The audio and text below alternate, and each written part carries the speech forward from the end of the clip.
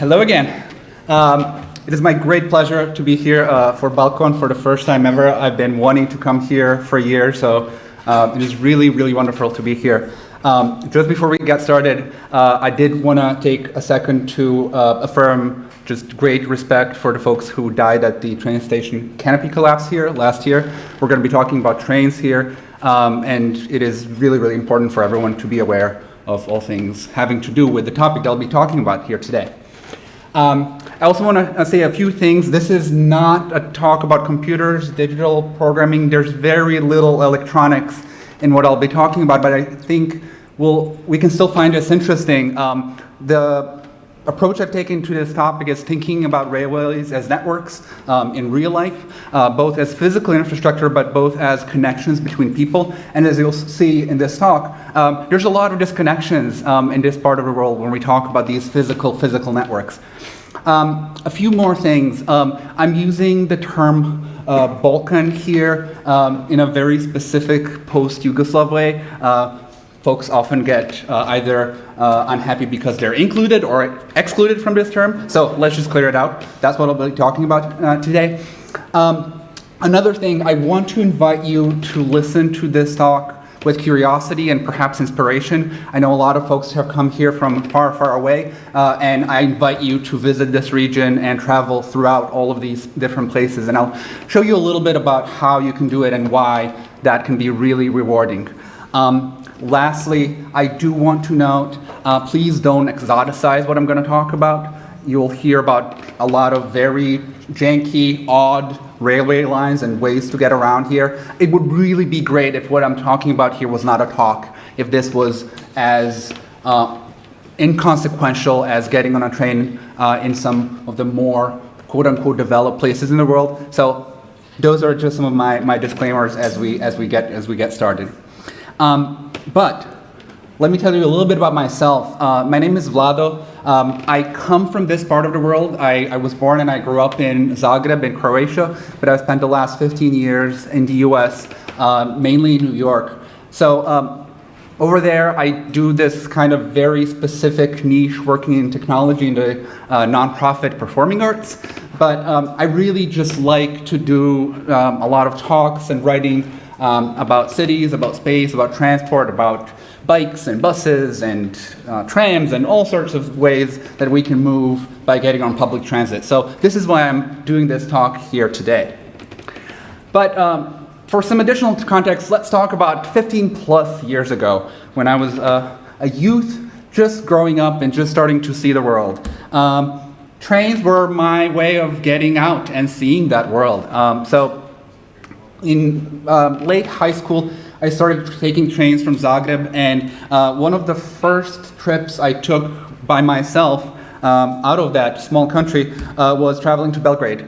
At the time, you could get on a train, I think 2 times in each direction from Zagreb to Belgrade. It was slow, it wasn't particularly fast, but it was reliable, it was really cheap. It got me to travel there in 7.5 hours going back to Zagreb. It was 6.5 going towards Belgrade. Infrastructure is hard and there's reasons. But it really got me there for the first time. This is me as a youth, do not laugh. It got me to Belgrade at a time when folks like myself, born and growing up in the 90s, we never had those connections the way that some older folks did. And the trains were a way to do it. It got me to meet friends in Serbia for the first time, and it was something that I hold very dear to me. It is something that helped me become who I am today. Coincidentally, the photo here is the photo of the old train station in Belgrade. When I took this photo, I had no idea this was the last time I would both see and travel here. This was taken in 2013. Because things have changed in the last 10 years. Certain connections, as slow and as unfortunate as they were when I was younger, they no longer exist. I have a couple of press clippings here about all the different trains that have been canceled in the Balkans. This one's about the Zagreb to Belgrade train connection that's been out of use for 5 years now since COVID started. This headline says, There's almost 5,000 trains each year in the first 10 months of the year between Zagreb and Belgrade. Neither one of them has passenger service. Zagreb to Sarajevo train hasn't run since 2016. Sarajevo to Belgrade since 2012. So things are not really connected anymore, not even in this very limited, very slow, sort of post-conflict way that it used to be when I was growing up.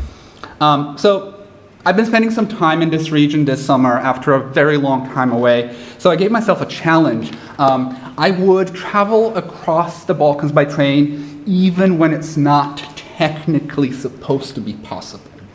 So I'm going to share 3 examples, and as you'll see, they will get progressively more and more difficult. So let's again keep in mind, let's not exoticize this. This is not meant to be a manual for you. These things need to be fixed in a collective and political way, and they can be. But if you so desire, there's ways to travel, and I think it is very rewarding if you do so. You get to learn and experience some really interesting and beautiful places. So we'll start with the simple stuff. So I grew up in Zagreb, which is very close to the capital of Slovenia, Ljubljana. The two cities are 140 kilometers apart. It takes about 2 hours and 20 minutes by train versus about an hour and 40 minutes by car. There are some particular infrastructure differences between the two places, primarily in the electric voltage used by electric trains, which I'll get into why that is interesting and relevant for travel in a minute. There's not to be any border control between the two countries, but we live in a time of Schengen suspensions, so you may get racially profiled. But in general, you can get 5 to 6 pairs of trains, meaning 5 to 6 in each directions daily. 3 to 4 of them, depending on the time of the year, are long distance trains that pass through those two towns on their way somewhere else. And 2 are local trains, basically making all local stops. This is the map. We're looking at a lot of maps today. This is kind of what this looks like from an infrastructural point of view. So in this map, the blue trains are the 3 kilovolt direct current, and the red lines are 25 kilovolt alternating current. What that basically means is for trains to travel on those two networks, they either need to support both of those voltage standards, which is relatively common these days with modern trains, or you need to change the locomotive, or you need to change a train. As you'll see, even in this best case scenario, some of these standards are not really performed in this area. So this is a very interesting location. As I've been traveling between these two cities, Dobova station has become a little bit of an obsession for me, because it's a station where you basically change voltage between the two railway networks. So there's tracks where you come in with 25 kilovolts, and then going past, you move on to 3 kilovolts. This is a thing that frustrates me to no end. This is a Croatian electric locomotive that will get on this train that just arrived here from probably Switzerland, and it is gonna haul this train through the 25 kilovolt on the Croatian network for about 20 minutes. I'm not gonna get into why this is so. As of today, every long distance train moving between those two places will change a locomotive, lose very precious time while doing so. There's alternatives. You can run a train that can run on both standards. So this is a Slovenian Railways Stadler Fuller train that can do 3 kilovolts, as well as 25, as well as 15. And this train does this really neat thing. It just, let's do the video. I love how videos are still a struggle for presentations. There we go. So it's gonna change in about 10 seconds. That is wonderful. So as of September, Slovenian Railways run 2 pairs of local trains daily between Slovenia and Croatia. The reason why this is so fascinating to me is this train makes all local stops between those two towns, which is around 20 to 25 versus 3 of these long distance trains that change their engine. The time that they get there is within 10 minutes. So it's really efficient if you use technology to solve problems. So hopefully we'll get there. But let's talk about some of my hacks. So I showed you there's 5 to 6 trains daily, but what if you want to travel some other times? Myself and some other folks have developed this local-to-local hack, which is basically take a local Croatian train to that location, mark number 2, and then walk or bike for 2 kilometers, and then get on the Slovenian local train marked with the number 3 over there. It is not particularly, enjoyable, but it gets you there cheap. So you get off at this little janky stop, you walk through this border station, hopefully you don't get racially profiled, and you get on your other train. It takes you maybe 10 minutes by bike, or 30 minutes if you're walking. It's fine. Hack number 2. What if you want to travel this long distance, but you don't want to go to a ticket office to buy your international train ticket? Even though there's a bunch of international trains, neither of these railway companies will actually sell you a cross-border ticket. You can either get a real ticket for €9, which is a pretty good price, at a ticket office, or you can go to the Austrian railways, because of course, who will sell you tickets between Croatia and Slovenia if not the Austrians? Which is really convenient, but there's a problem. Do you see that price? €25, yeah, more than double. Good job, good job. Well, there's a hack for that too. You can go to your respective rail companies and you can buy tickets from them. I have actually tested this. It is correct. I talked to the staff on board trains. They actually recommend you do that. So if you look at here, there's a train number 7700 on the left side, the Croatian railway, and then the Slovenian railway is on the right. And then, oh, look at that, that's train 7700. The app cannot sell you the train to the other part of the service in their respective countries, but if you buy these tickets separately, they will get you there. Once you get on the train, it's a beautiful ride along the River Sava. I recommend you do it. Truly one of the most wonderful and cheap railway trips you can do in Europe.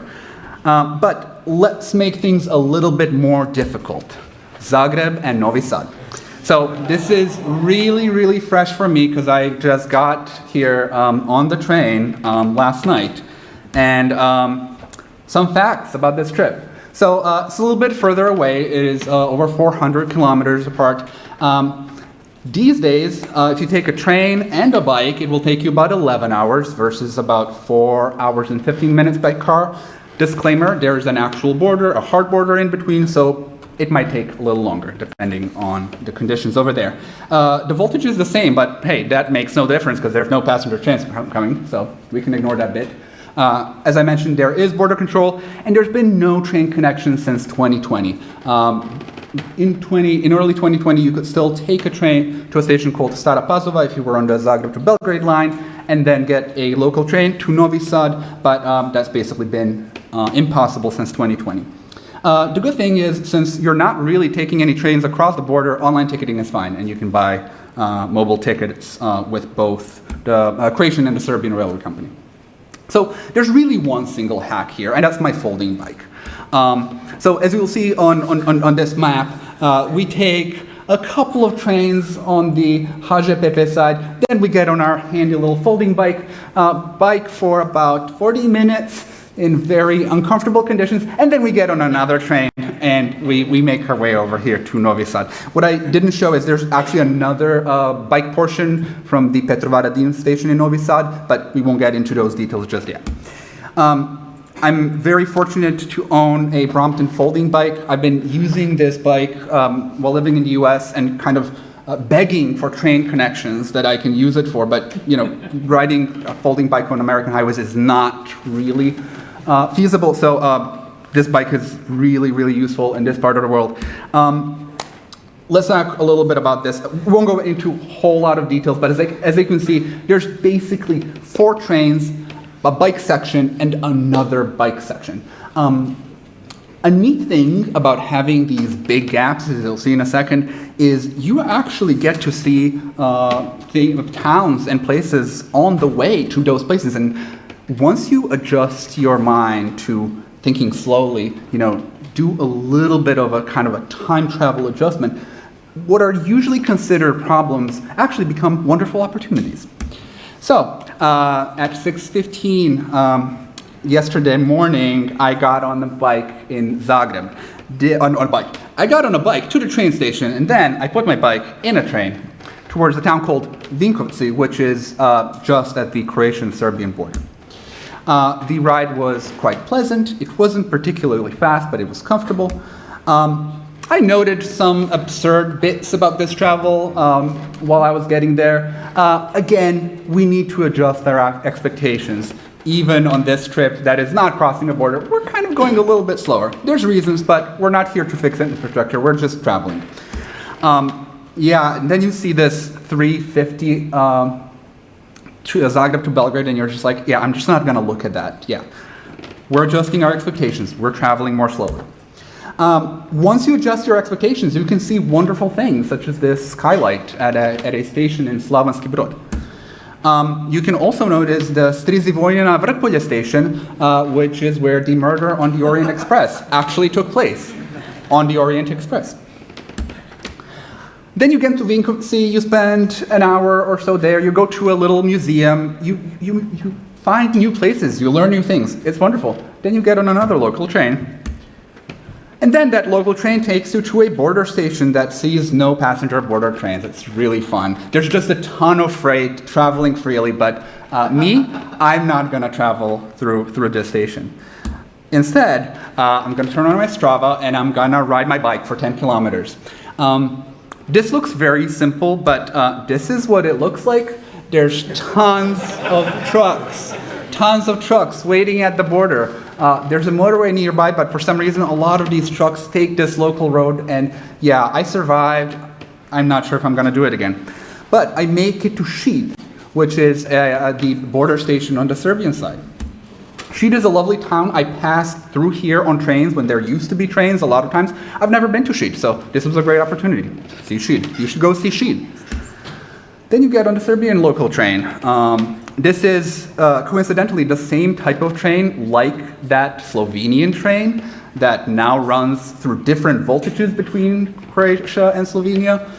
This train would not need to change voltage at all because it's 25 kilovolts, but it will take me to Stara Pazova.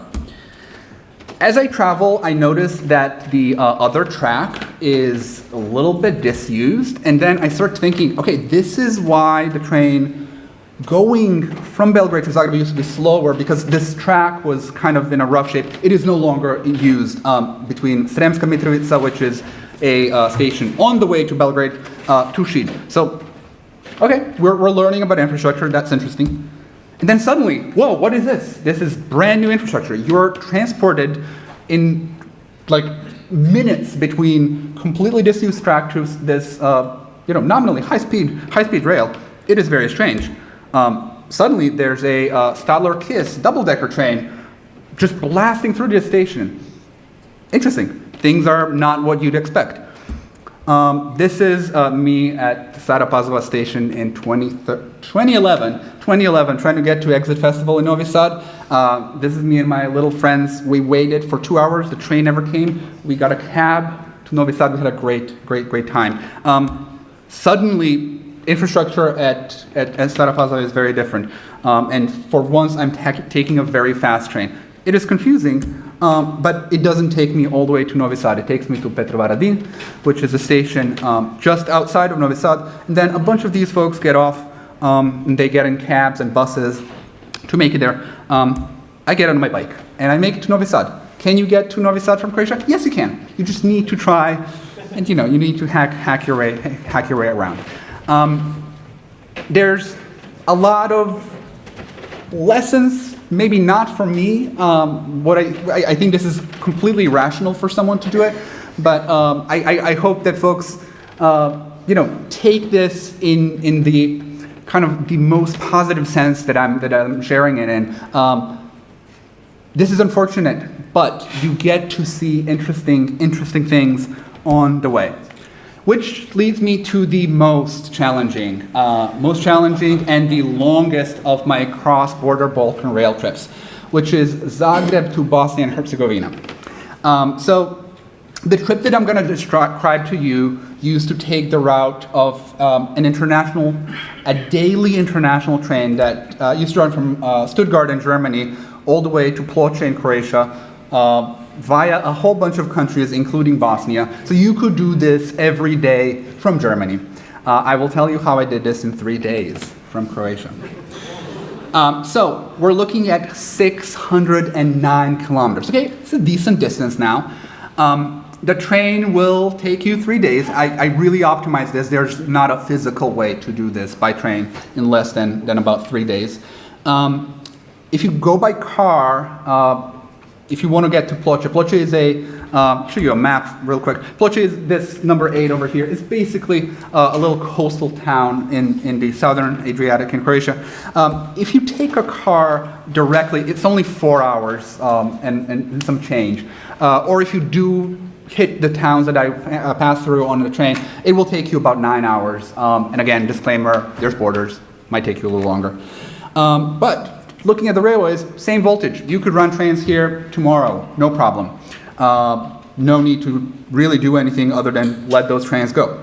However, in addition to this border control, which you need to pass 2 times because you go to Bosnia and then you go from Bosnia back into Croatia, the only obstacle is the fact that there's been no trains since 2016. There's 3 train companies, but there's only 2 countries. So definitely out of scope, the political setup of that country, Bosnia and Herzegovina, but just for just essential foundation, there's 2 so-called entities which effectively have a whole bunch of governing competencies that are lower than the Bosnian state, and transport is one of those. So in addition to having to cross borders and change trains, if the trains would run between the different countries, that would happen within that country itself. And since 2020, there's actually been no rail travel even within Bosnia between the 2 entities. One recommendation, get your cash in the Bosnian currency because you will need it to buy tickets. So the 3 hacks here are taking bikes, taking taxis, and having lots of patience and enjoying yourself.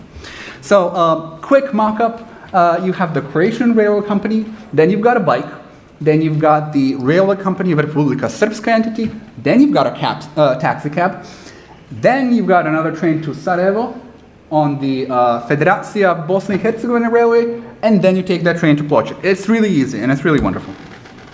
When you're planning your trip, you run into problems. It's not as easy to find these trains. So the Croatian railway company will sell you a ticket and the schedule is decent enough. The Željeznice RS, I'm just going to botch these names. You don't have to remember them, just follow along. They will tell you the times. They will not tell you how much it costs or sell you a ticket. The Željeznice Federacija BiH will not give you a schedule. There's a button that you can enter your locations. It doesn't do anything. There's also a button that says buy ticket. It doesn't do anything. But there is a single page on the website that lists all the trains in their network. So if you're traveling between the starting and the ending town, you know when your train comes. If you need something in between, you're going to have to figure it out elsewhere. I did cross the whole Bosnian railway network on this trip, so I did not have this problem. I figured out the times.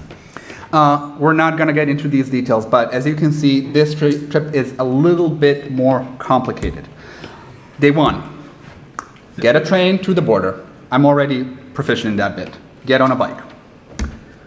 Bike to the next station where there's actual rail service. So this was a wonderful ride.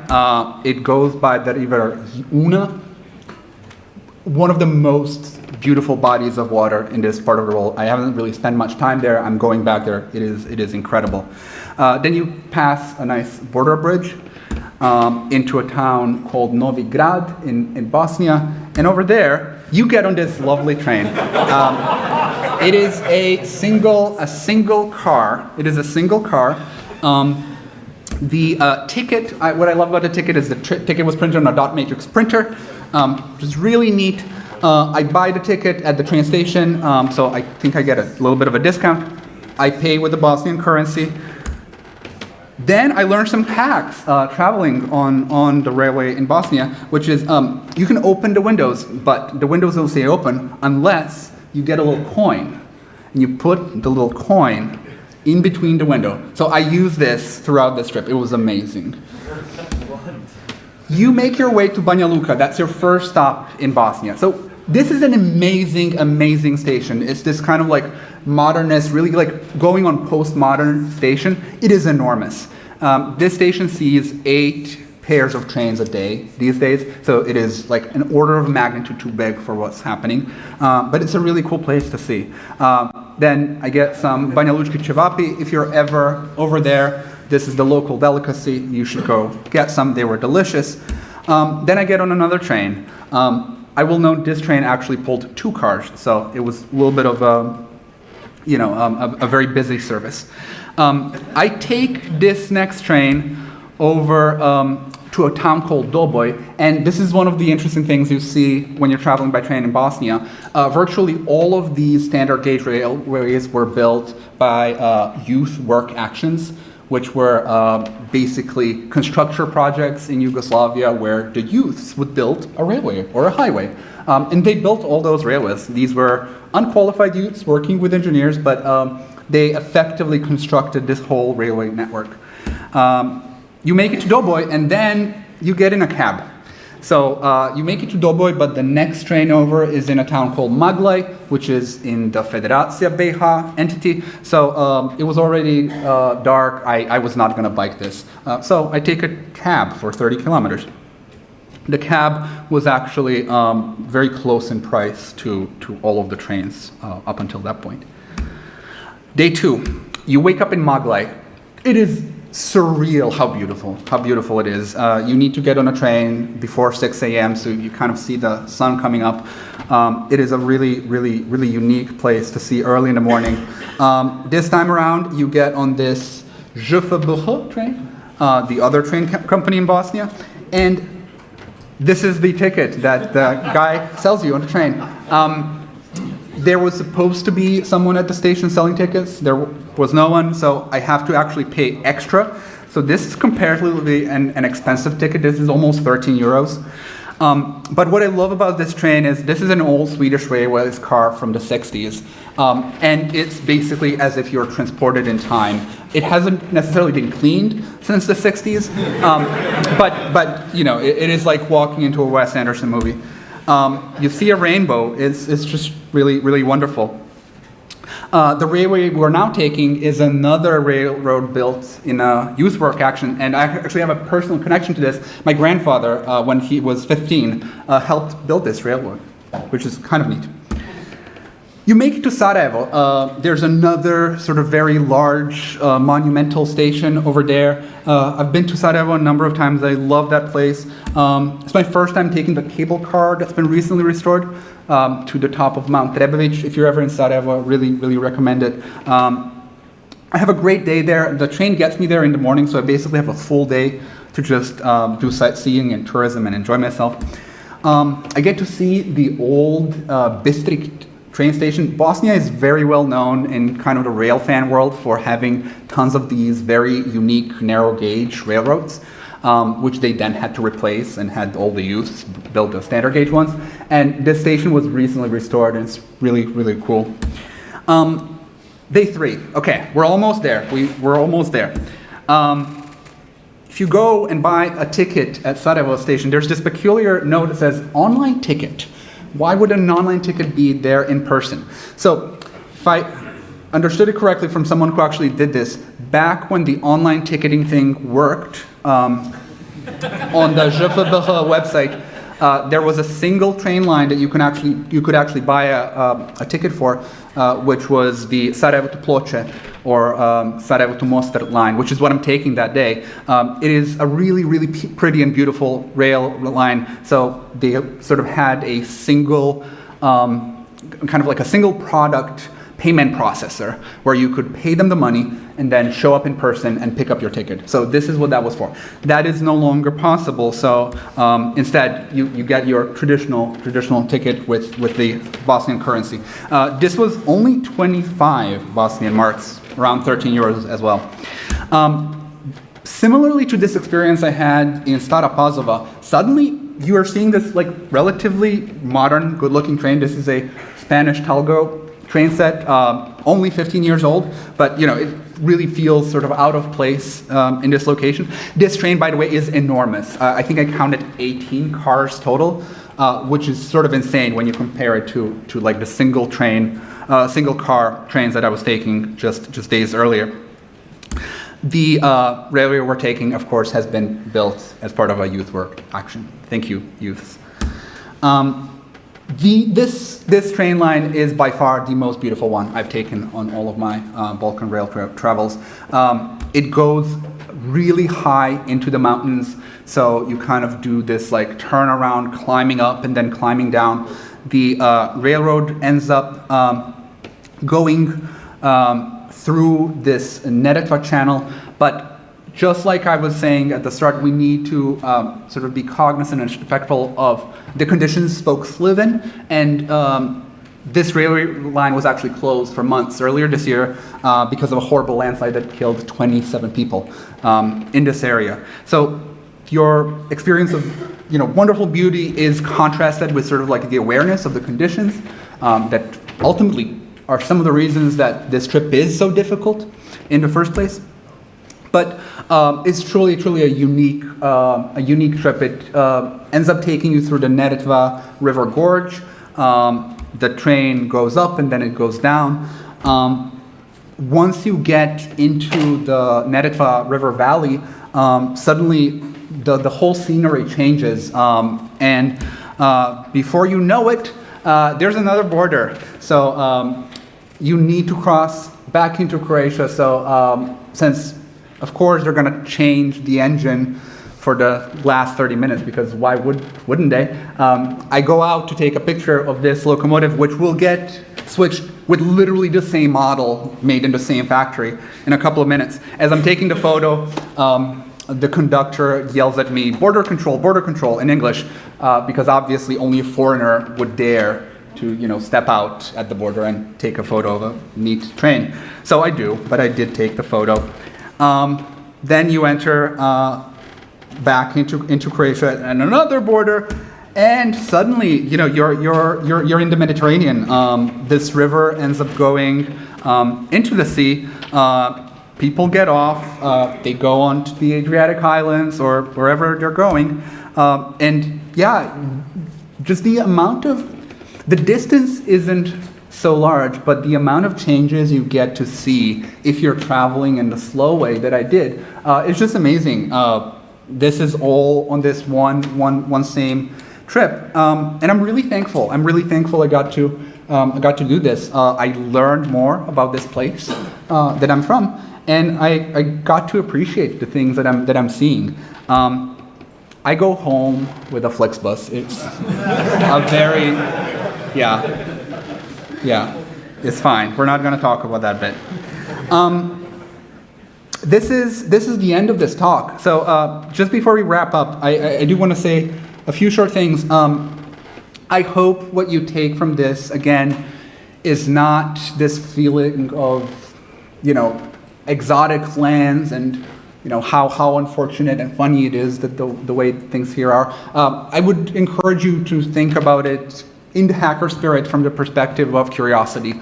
Try to learn more about it. If there's some ways that you can help improve these things wherever you are, think about it. And most of all, I really hope you come back to this region, and I hope you get to see what a wonderful place it is. So thank you so much for having me. And there's my contact info over here. Thank you, everyone.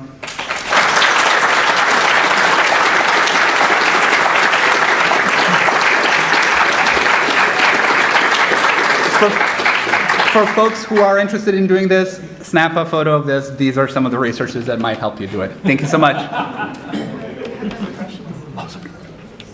Thank you, Vlado, for such an engaging talk.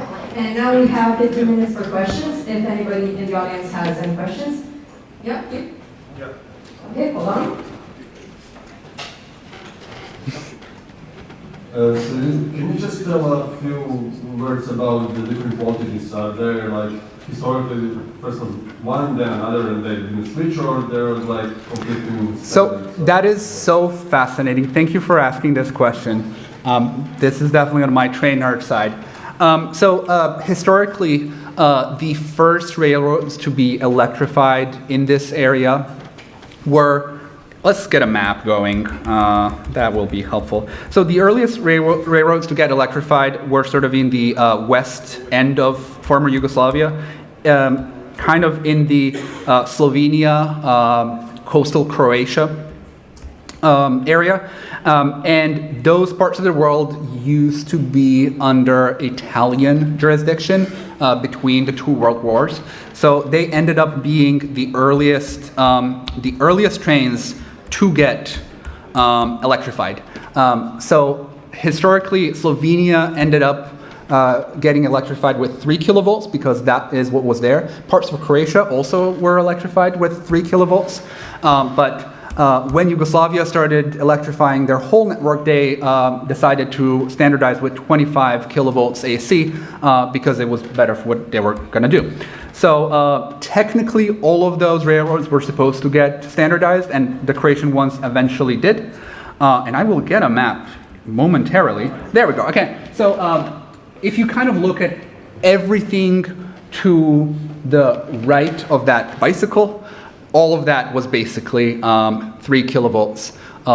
And then the Croatian section ended up getting standardized with 25. Later on, the Slovenian one never did.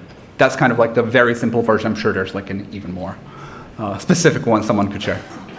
Thank you. Okay, any other questions?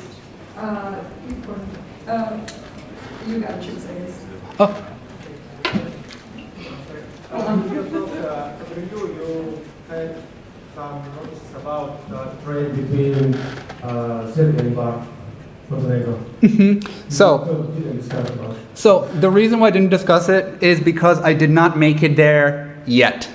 So the train from Belgrade to Bar in Montenegro is the next one on my list. I hope to do this train in the next couple of weeks, where there's still like light to see the beautiful scenery on that trip. So yeah, that is another train trip that I was hoping I would have gotten to by the time of this talk, but unfortunately I didn't make it there yet.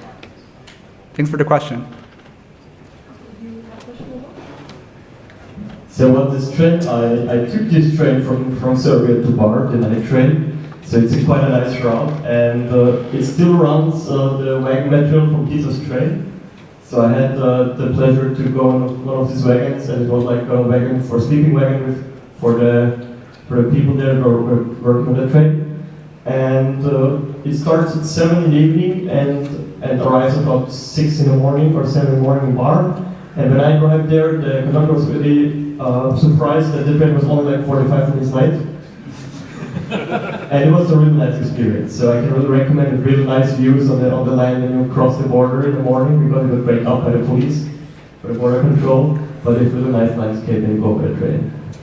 Thanks so much for sharing that. I'm looking forward to doing that trip. Anybody else?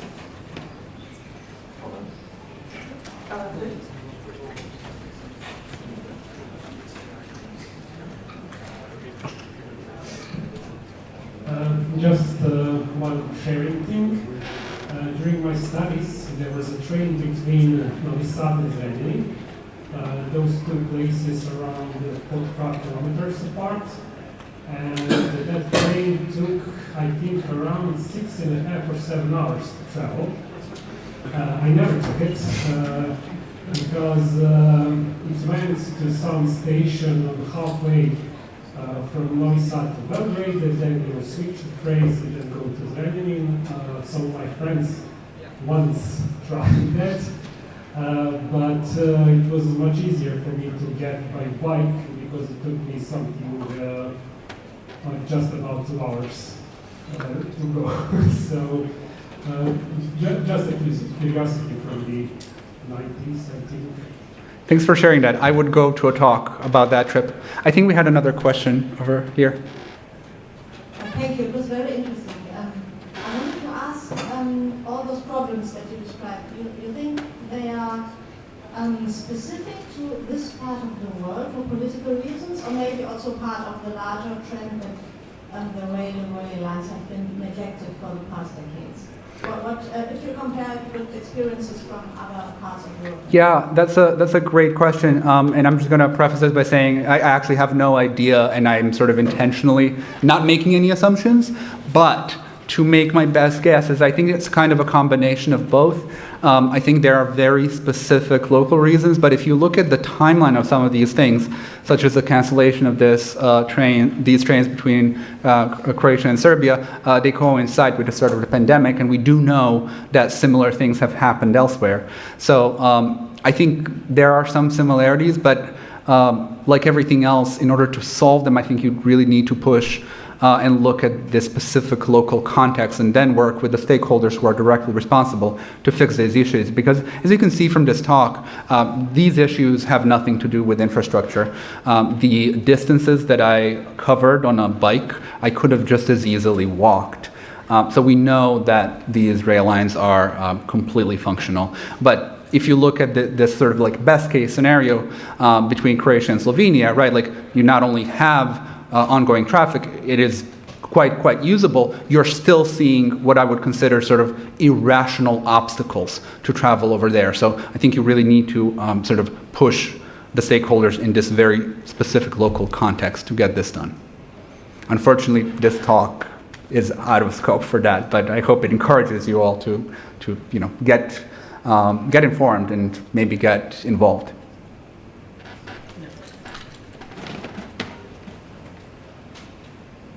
Yeah, thank you for the presentation. Actually, I just have like a hint for people who maybe are trying to do a similar thing like you. I don't know who is going to be the next person crazy enough. Thank you for showing and sharing it with us.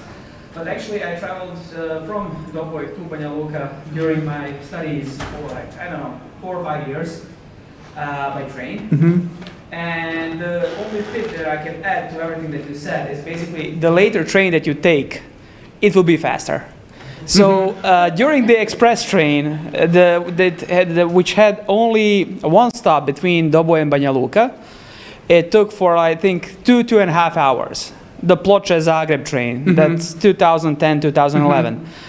Mm-hmm. But if you take the local train at 7:30 p.m. from Banja Luka to Doboj, you will get there like 2 hours 15. That's really interesting. Do you know if that was because of timetables or? No, because there was no passengers. They were not stopping at each station. And the later train, the driver wanted to go home as well. So he was gunning that train. I know that the locomotive that you show for Serbian railways in Bosnia, mm-hmm. It's really janky, it's really old. That puppy can go 80. It's scary, it can go 80.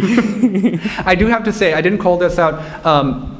An interesting thing that I was doing throughout this trip was I got myself this timetable. This is the former Yugoslav Railways timetable from 1990-1991, which would have been the last time a timetable was designed for this area with intention of running. And an interesting thing is, if you look at the railways in Bosnia, most of the trains are basically making similar time they did in 1990 and 1991, which is another reason to think that you should be running those trains. If you could do it 35 years ago at these speeds, there's no reason why you shouldn't maintain it, because the infrastructure actually is good enough. So there's a number of examples where we saw that disused track from Šid to Sremska Mitrovica, like that track deteriorated. These railways in Bosnia and Herzegovina have actually been restored to what was the initial standard. And I think that's something that needs to be appreciated and hopefully used in the future. Thank you for sharing that.